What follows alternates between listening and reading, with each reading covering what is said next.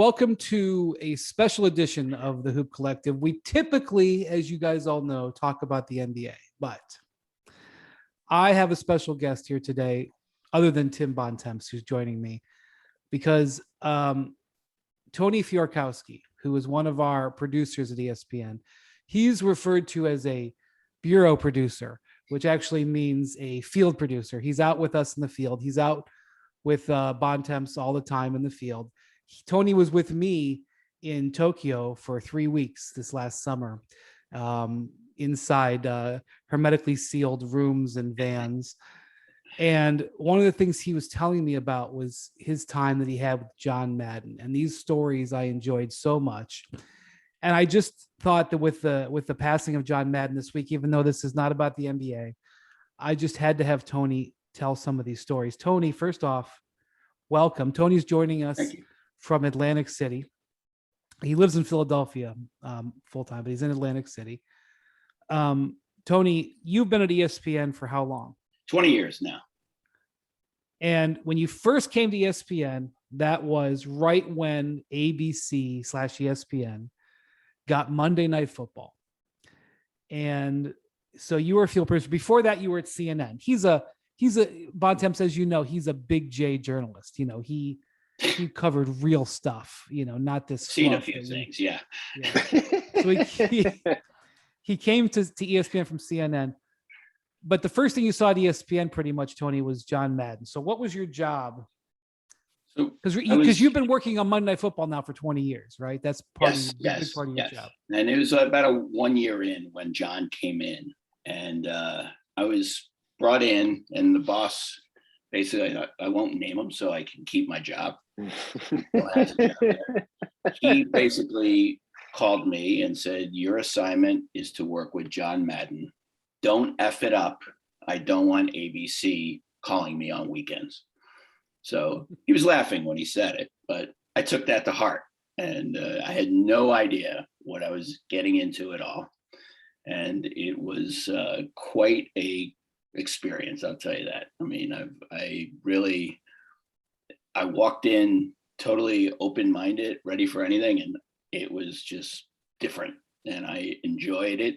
And like the other night when I learned he passed, I thought about some of the times and stories and things like that, and just had a chuckle, a big chuckle. So what was the job then? My job was basically whatever John needed, I was there for him. So, you know, he had an agent, Sandy Montag, who really set everything up and took care of everything and stuff like that. But when it came to getting John on television and what we were going to talk about, that was sort of my job. And I had to work with people back in Bristol and things like that about what we were doing. And that itself was one of the funniest things ever, because John was like a little bit ahead of his time. Like, he didn't like the hot take era. And, you know, that was when it was just kind of starting, and he just wanted to talk football. And it wasn't like, hey, Dallas lost this week. Hey, are they in trouble? He didn't want to hear any of that stuff, you know? So every week was this negotiation of the three things we were going to talk. And we talked about them each Monday night on the game. And he also did tape something on Sundays as well. Right. So as part of his contract, which was generous. Yeah. He agreed that he would do a SportsCenter Hit on Sunday night, the Sunday night primetime. It was a Sunday. No, it was a Sunday countdown hit that he would take. And it was with Boomer at first. Okay. And it actually all three, and then the timing never worked out great. So, because John did not like to wait. And you never knew when meetings were going to be over, and Boomer's just not going to be sitting in a chair for 2.5 hours waiting for, you know, the New York Jets to stop talking to John Madden. So we tried to time it as best as we could, and it never worked out. So the second year it went to just like me asking questions that they wanted. So that was a process, because when John was at CBS, he didn't have a show to go on the day before. No. So this is all new. So that's the beauty of ESPN. When you're in, you're in, all in, as you guys know. Look at you, podcasting, everything. So what was that process like when you had to say, John, I know that you're normally, you know, getting ready for tomorrow's game, but you got to go do this TV thing. And all as you went around the country. Yeah. What So was I that would like? get there on a Friday. It was actually the greatest job I've ever had. So you'd fly in on Friday night just so he could see you when he'd walk into the building at 10 o'clock in the morning to go do interviews and watch practice and stuff like that. So that I would just go and get up and go, give a wave, go back to bed or do whatever and come back he in just 4 hours. he just wanted to know you were there. Yeah, it just helped, I think, that he knew and, okay, we're all good. And it was just a wave, just see me. That would be it. It was great. That was And your then- Saturday assignment. And then I'd come back and set up. Sometimes in the first year, we would have a truck and all this stuff. And I'd, work with the teams to get a good looking shot, make it easy for John to get to you and things like that. And, then you'd wait. And eventually Fred Godelli, the Monday Night Football producer, would text me and say, hey, we're going to be done in 15 minutes. Well, sometimes that 15 turned to 30, sometimes it turned to 5. He just had no idea. And then it was the process of getting everybody set back in Bristol, and it just doesn't happen that quickly, So he would come out, and if we weren't ready to go, which was probably 90% of the time, then it was crazy. He would just all over me, It's just.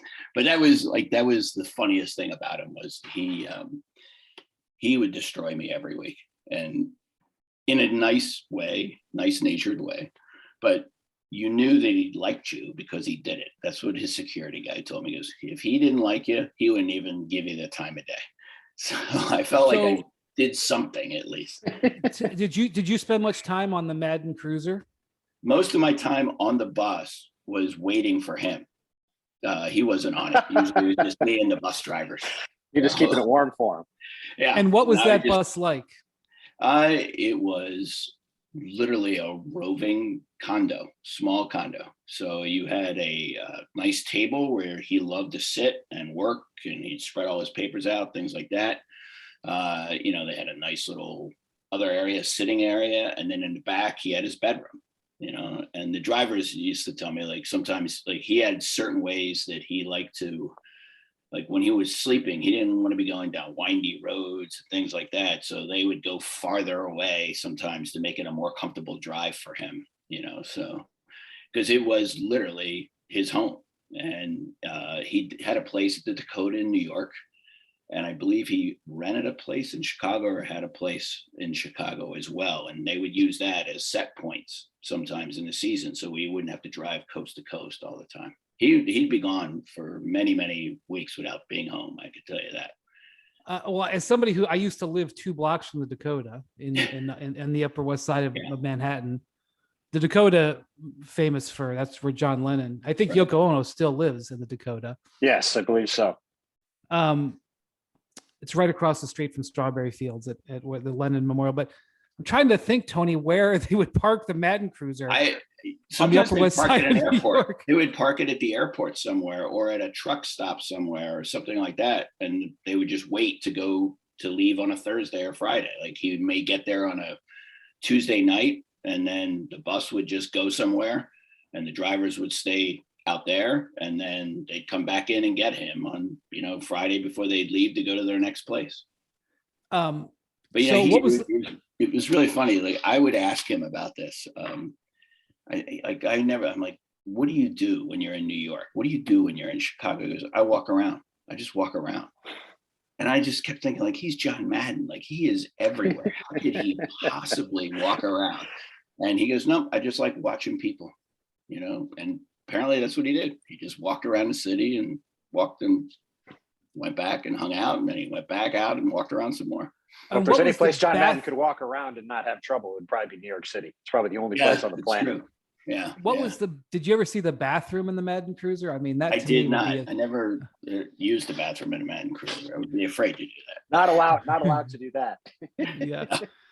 So you told me about these flag football games. Yes. What was that all about? So there was a touch football game that would happen, not every week, but a bunch of weeks during the year. And it was a big deal. John, it was like the biggest thing that we did that day on Saturday. I rarely got to play.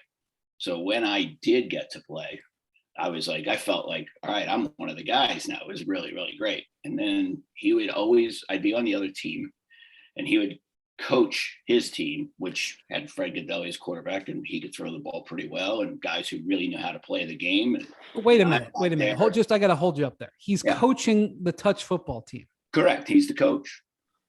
Did he have a feeling he wasn't playing. Yeah, no, but I'm just saying. He'd take them in a huddle and he'd like draw out little plays for them, tell them what to do. And a lot of times he was targeting me. I don't know. I guess I look like an athlete, but obviously was not one. And he made sure to embarrass me every time I played. Every time. And I didn't get the invite all the time. Sometimes maybe I always wonder if I was invited just because they needed somebody to pick on. So there was one time he really wanted me to play, and we were in Tampa. And at that time I was living in Atlanta, and I told him I couldn't play, and he got mad, and he was kind of riding me about it all day. Why can't you play? It's only going to take an hour. Why can't you? I said, look, my daughter's playing in a soccer tournament, and I'm driving up to see her, because there was time to do that, so that's like I don't know, 7-8 hour drive maybe from Tampa to Atlanta. And he just was relentless. Like, what are you going to do? You going to play? Are you going to help your daughter win? Why are you going? We got a game. Come on. And I'm like, oh, coach, I can't. They're doing really well. I want to go see her play. So I made the drive. I went up, saw him play.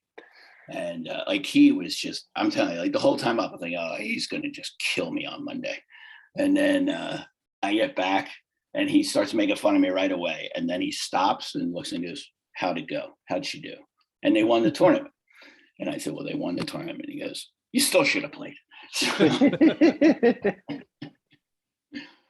And what was his game day routine? Because I feel like, some of these broadcasters I know who are former coaches, they like Hubie, before a game, Hubie Brown, when he was the coach, was really big on doing Bontemps doing the board. Right. There would be the game board for the team. Most coaches today, most of it's electronic, but even when it's written, it's the assistants who do it. In a lot of locker rooms, they still have a whiteboard that an assistant comes in and writes stuff on. The assistant does it. But when Hubie was the coach, Hubie did the board. Hubie did it when it was probably a chalkboard. Him and Jack Ramsey probably going over chalkboard stuff. Now you look at Hubie's setup for what he's got in front of him for a game. It's like a miniature version of that board. So I know these coaches are. So what was John's game day that you, and obviously you weren't in the booth with him, but you interacted with him on game day? Yeah, that's really all I did was interact with him. Like he would stay in his room during the day. There was a couple meetings they would have, like with staff and things like that, where he probably got in front of the room. I didn't go to these meetings because I wasn't part of the broadcast team per se, but I know he did do a lot of studying of the players. He was big on depth, and like it mattered to him not only who the starting right tackle was, but who the third guy would be just in case. And I think he went through like those depth charts and things like that, and probably watched film all day because he loved film and things like that. So, and then he would come to the stadium and then do a hit with usually with Stuart Scott at night and before the game. And that was always that was one of the better ones. So he loved Stuart Scott. He loved his enthusiasm. He loved anybody who loved the game, and Stuart loved the football. And he truly he looked forward to doing something with Stuart, but to get him there was just crazy. So it was always, Tony, where are we going to be live from today? So I tell him where we are, and he'd be so mad. Then he'd just like, why do we have to go that far? It's the same thing every week, because they wanted like a really good backdrop. Like they wanted like the backdrop of the stadium, and he wanted to do it like outside his hotel room door. Right? He wanted to be easy. He didn't have to walk 100 yards across the field. And it seemed like every year that's what you had to do, but it's all part of him. He just wanted to give me a little hassle here and there and things like that. So he was just like, we'd be walking out and he'd just be going on and just moaning and groaning. And he kept calling it the Polish way. Why do we have to do this the Polish way? And I'd go, all right, Archie, old Archie. It's funny. And then one time we were doing one and it was cold and windy and just, it was brutal out there. And he loves that kind of stuff. And he's got nothing on but a jacket, his suit coat or whatever. We go out and he's up there with Stuart and they're joking around as we're in the break. And he goes, this is Schnabberlocker weather. And he goes, it's just like you got to scrunt and spit. And he spits and he goes all over him because the wind blew it right back in there. So